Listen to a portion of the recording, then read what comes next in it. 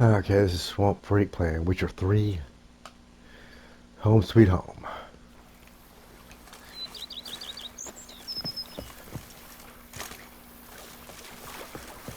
Every day the same wine. I work from dawn till wine. It's enough to drive you there. Welcome home, sir.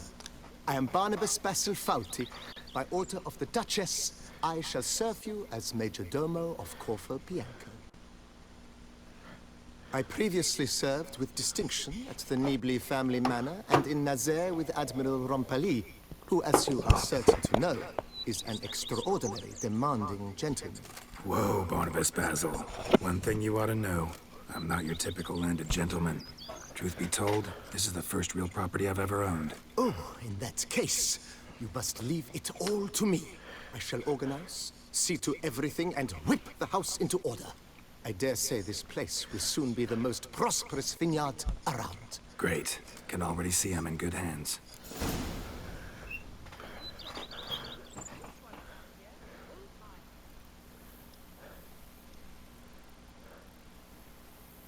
I'll be back. Never mind, I'll grab. Vineyard comes across as a place with a rich history. Know who owned it before me? Baron Rossel, who went bankrupt, forcing him to sell the estate to the Duchess. The Baron, in turn, had purchased it from Monsieur Bolius of the Headsman, a truly colorful man of Ketweni origin. He was actually a headsman? No, not him, but his great-great-great-great-grandfather. Indeed. Apparently, he was a common cutpurse who somehow secured for himself the post of ducal headsman in Beauclair. Went about his work with an exceptional penchant. They say he chopped off more heads than there are grapevines in the ducal vineyards. He never hesitated, not once. Never sliced unevenly, never botched a job. For his exemplary service, the Duke granted him a title and this estate. Monsieur Bolius, on the other hand, was an engineer in his younger years. Once retired, he settled here and took to producing wine.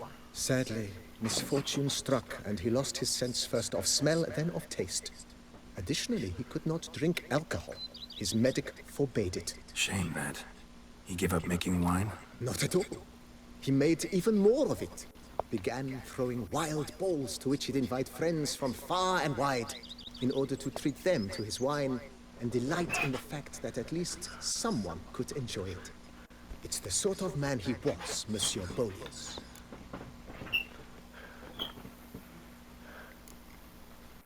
Mind giving me a little tour de Corvo Bianco? Not in the least. Follow me, please. I think it would be practical to begin on the hill.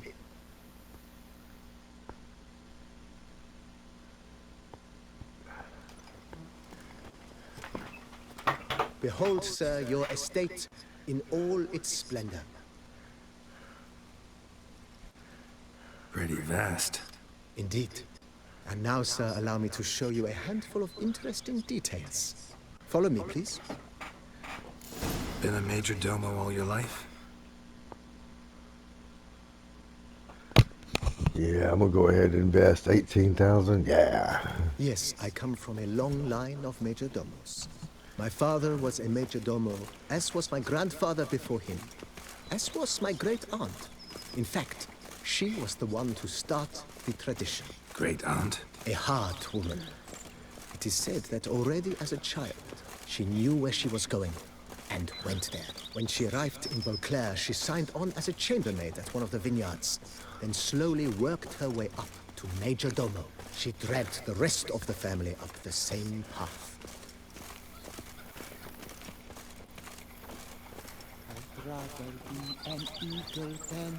The servants' quarters. I occupy the green home. With the Duchess's permission, I have hired a full staff. Their salaries to be paid from the ducal treasury. Nice of her. Not the most sightly part of the estate, I admit. But I think it's worthwhile for you as master of the domain to know where the help stays. I've scissored my fingers near to shreds.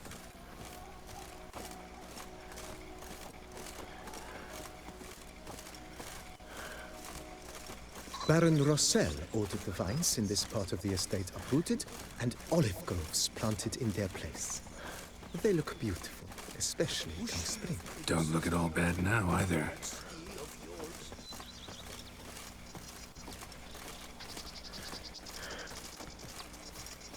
Down below lies your vineyard, where we grow a strain of Carfanere, one of the world's oldest. Aged in oak barrels, it provides for an exquisite wine with distinct blackberry, wild cherry, plum, and cinnamon notes. Have to try it one of these days. Did you hear about the monster that attacked the Culturan estate? They say it slaughtered them all. I've heard that too. Wine is better than Nice stew well. for stew. Picturesque. Yes, though it ran dry long ago.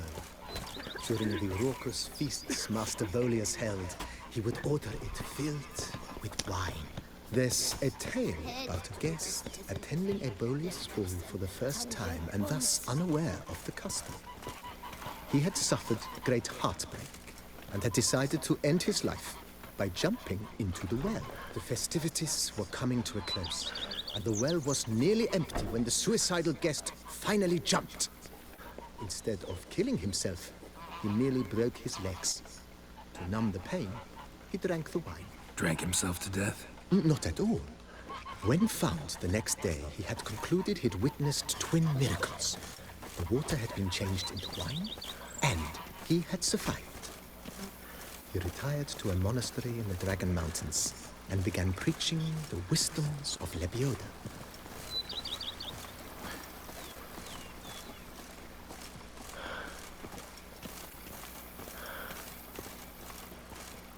Monsieur Bolius' wife Nina kept a garden here. A supremely lovely place it was. Bit neglected now. I agree. Yet nothing stands in the way of restoring it to its former glory, and once again planting it with herbs and other vegetation.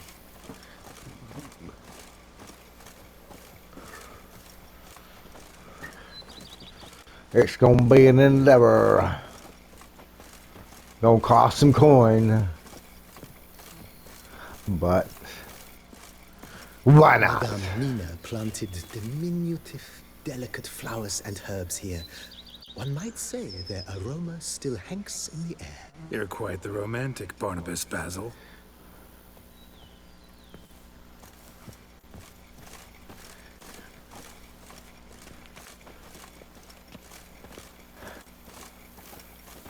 But I definitely I just give him the coin and he takes care of it all. If they would just take to work as they take to dance and drink.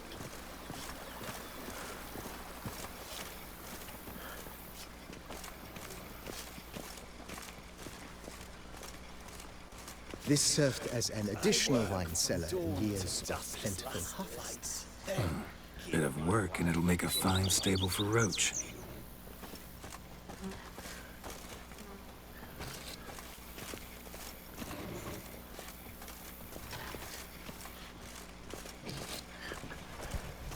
The cellars, voila.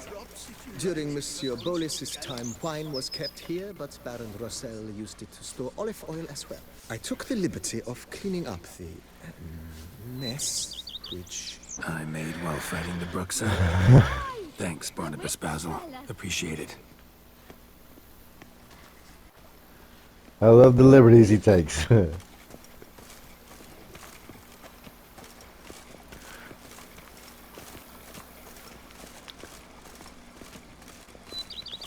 As you can see, the facade is, how to put it, slightly stained. But one cannot deny it a certain subtle southern charm. True, though it could use a bit of subtle paint.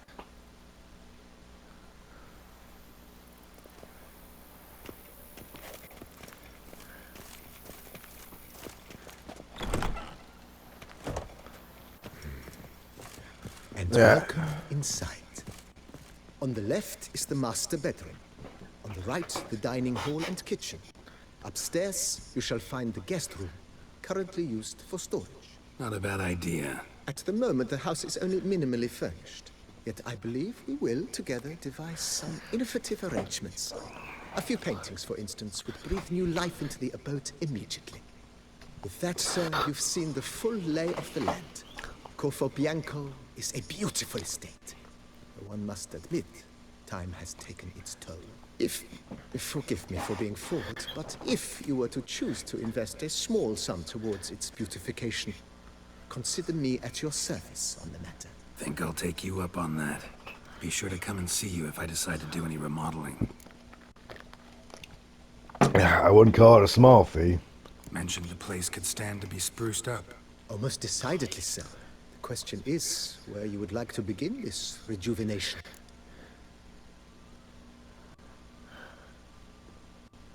Been thinking about the outer walls. Maybe a fresh coat of paint or some patching. If I might dare to make a suggestion, why not start with a general renovation? I once oversaw such work at Admiral Rompelli's summer residence. The effects were simply breathtaking. Not only did the residence positively sparkle afterwards, but we also made room to display the Admiral's armor and weapons, of which he was a passionate collector. Ah, well, you definitely have a way with words. It's in your hands then. Make the place shine. I shall get to work immediately. Within a day's passing, I shall have sent for the crew which rebuffed the Admiral's residence. They are the finest specialists around. Highly skilled at what they do, it shall not take them too long, I wager.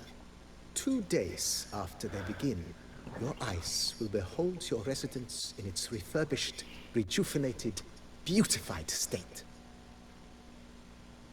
Is there anything else you require, sir?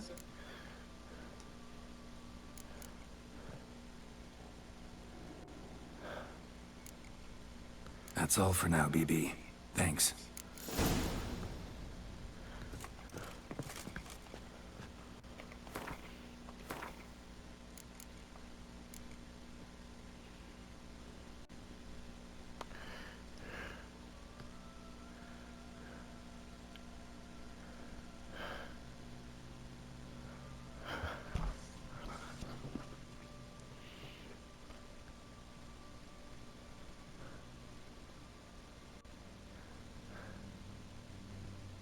Yeah, why not?